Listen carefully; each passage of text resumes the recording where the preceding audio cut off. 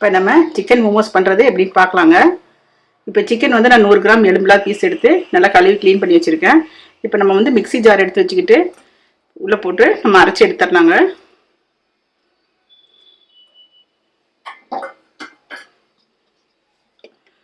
எடுத்துகிட்டு நம்ம இதே ஒரு பவுல் மாற்றிடலாங்க. பாருங்கள், நல்லா நைஸாக அரைச்சி எடுத்துட்டோம் நம்ம. இப்போ அதுக்கு அடுத்து என்ன பண்ணுவோம், நம்ம வெங்காயம் ஒரு பெரிய வெங்காயம் எடுத்து நல்லா பொடியாக கட் பண்ணி வச்சுருக்கோங்க, அது போட்டுக்கலாம் நம்ம.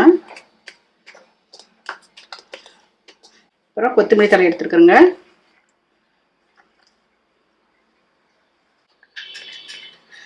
ஒரு 1/2 ஸ்பூன் இஞ்சி பூண்டு பேஸ்ட் போட்டுக்கலாங்க. பச்சை மிளகாய் பாருங்கள், சன்னம் ரொம்ப பொடியாக கட் பண்ணி வச்சுருக்கேன். ஒரு மிளகா போட்டுக்கலாங்க. மிளகுத்தூள் வந்து ஒரு 1/4 டேபிள் ஸ்பூன் போட்டுக்கலாங்க.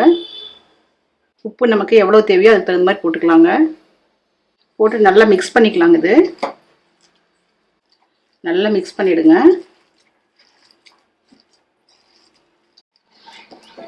இப்போ பாருங்கள், ஸ்டஃபிங் வந்து ரெடி ஆயிடுச்சு.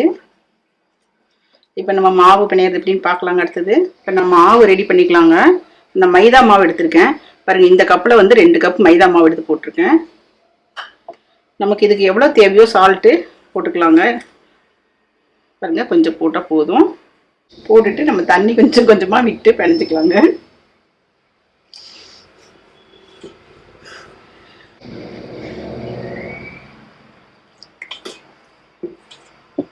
மாவு ரொம்ப கெட்டியாகவும் இருக்கக்கூடாதுங்க, ரொம்ப தண்ணி மாதிரி இருக்கக்கூடாது.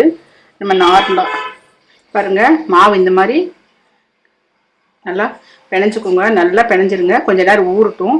நம்ம இப்போ என்ன பண்ணுவோம், ஒரே ஒரு டேபிள் ஸ்பூன் எண்ணெய் விட்டுட்டு பாருங்கள், எண்ணெய் விட்டு மேலால் அப்படியே இது பண்ணி வச்சுருவோம்.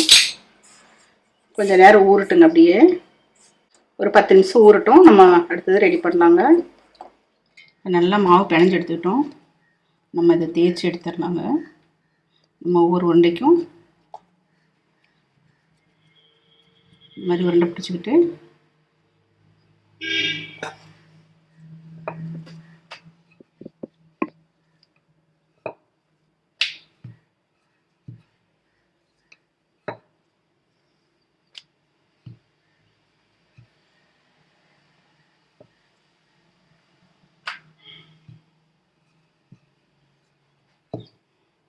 எவ்வளோ முடியுமோ அவ்வளோ சன்னமாக தேய்ச்சிக்கோங்க.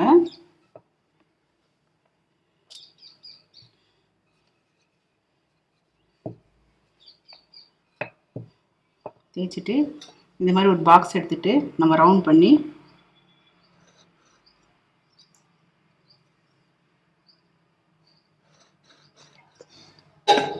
இந்த மாவு எக்ஸ்ட்ரா மாவு எடுத்துடலாம்.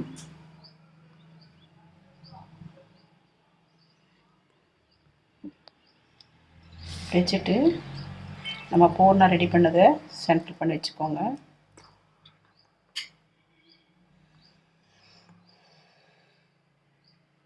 இந்த மாவு வந்து ஒன்று மேலே ஒன்று ஒட்டிட்டோம்.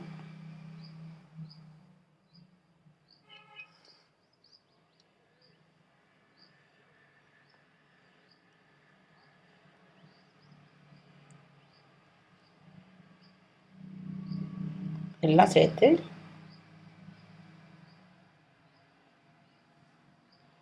பாருங்கள், இந்த மாதிரி சிக்கன் மோமோஸ் பிடிச்சி வச்சுருக்கோம். இப்போ எல்லாத்தையும் எடுத்து ஸ்டீம் பண்ணிக்கலாங்க. ஸ்டீமர் வச்சுட்டு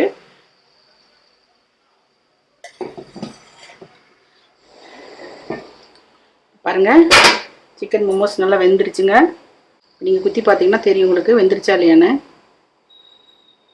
நல்லா வெந்திருக்குங்க. ரெடிங்க, சாப்பிடலாம்.